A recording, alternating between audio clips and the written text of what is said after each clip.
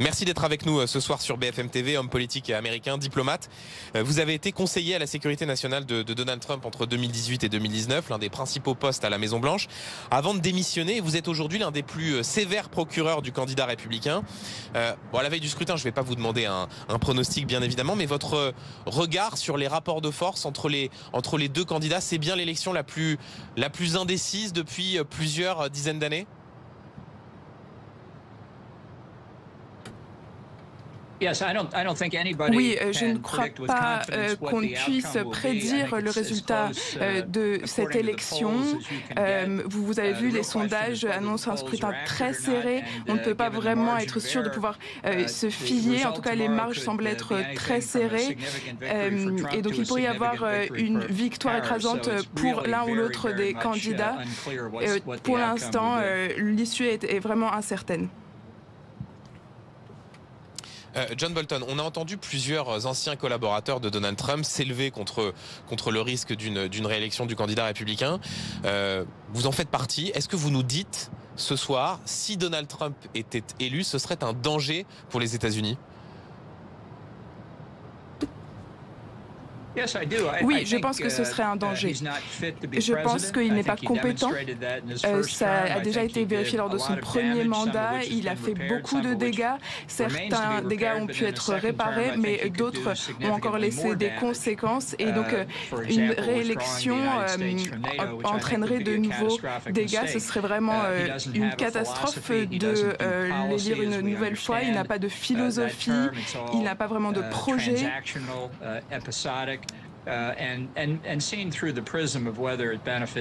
Et il voit tout dans son propre intérêt. Son ancien chef de cabinet, chief of staff, comme on dit, John Kelly, va jusqu'à le qualifier de fasciste, évoquant ses références à Hitler, à l'Allemagne nazie. Est-ce que c'est aussi ce à quoi vous avez pu assister quand vous étiez son conseiller entre 2018 et 2019 ?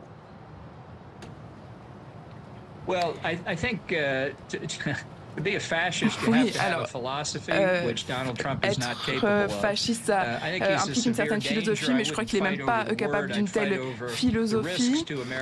En tout cas, il représente, c'est certain, un risque pour les citoyens américains dans beaucoup de domaines, et c'est un risque très sérieux. Dans la presse américaine, John Bolton, vous avez prévenu Donald Trump n'acceptera pas le résultat et il proclamera très rapidement sa victoire avant même que les résultats soient tombés. Ça veut dire quoi? Ça veut dire qu'il faut s'attendre au fond à ce que l'on vive une nuit de contestation, à ce que Donald Trump de toute façon dise non, moi j'ai gagné, même si Kamala Harris est devant. Oui,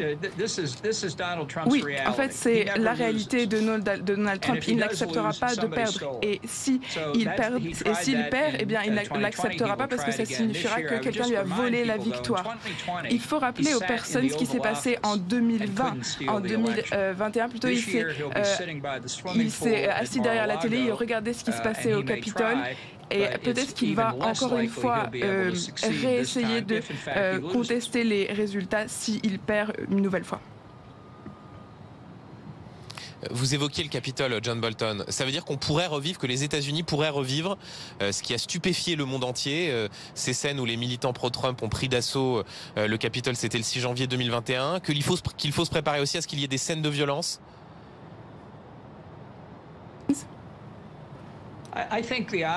Oui, je pense que la possibilité de violence, de scènes violentes est tout à fait plausible. Mais si le Congrès avait été mieux préparé en 2021, eh bien, l'assaut n'aurait pas eu lieu. Je pense que cette année, le réseau de sécurité sera renforcé. Donc, j'espère que j'ai raison de vous dire ça, mais je ne pense pas que cette fois-ci, il y aura autant de violence. John Bolton, sur le plan international, Donald Trump promet, s'il est élu, d'arrêter la guerre en Ukraine en 24 heures, d'arrêter la guerre à Gaza le jour où il sera investi. Donald Trump, c'est la paix, comme il le dit.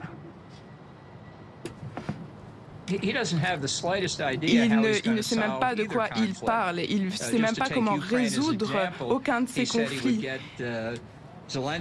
Il a dit qu'il allait réunir Zelensky et Poutine dans une même pièce pour les réconcilier, mais ça ne va pas se passer. Et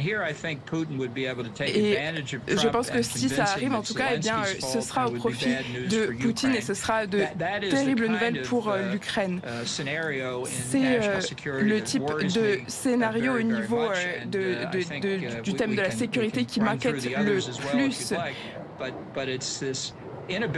Mais il a vraiment une incapacité à comprendre ce qui est en jeu et les questions qui pourraient amener à des sérieuses crises. Ouais. Une toute dernière question avec vous, John Bolton. On l'entend, vous êtes extrêmement sévère sur Donald Trump. À l'inverse, est-ce que ça veut dire que vous soutenez pour autant la candidature de Kamala Harris et qu'elle ferait une bonne présidente des États-Unis? Non, je ne vais pas soutenir Kamala Harris. Je ne pense pas qu'elle est compétente non plus. Je pense que aujourd'hui, les deux partis n'ont pas proposé des candidats convaincants. En tout cas, je comprends que certaines personnes décident de ne pas voter pour Donald Trump pour pouvoir protéger les États-Unis. Donc vous voterez pour qui, John Bolton? Alors, je n'ai pas encore décidé. En 2020, j'ai voté pour Dick Cheney, qui est un conservateur, un républicain conservateur. Mais maintenant, lui, il se met du côté de Kamala Harris, donc je crois que je vais devoir choisir quelqu'un d'autre.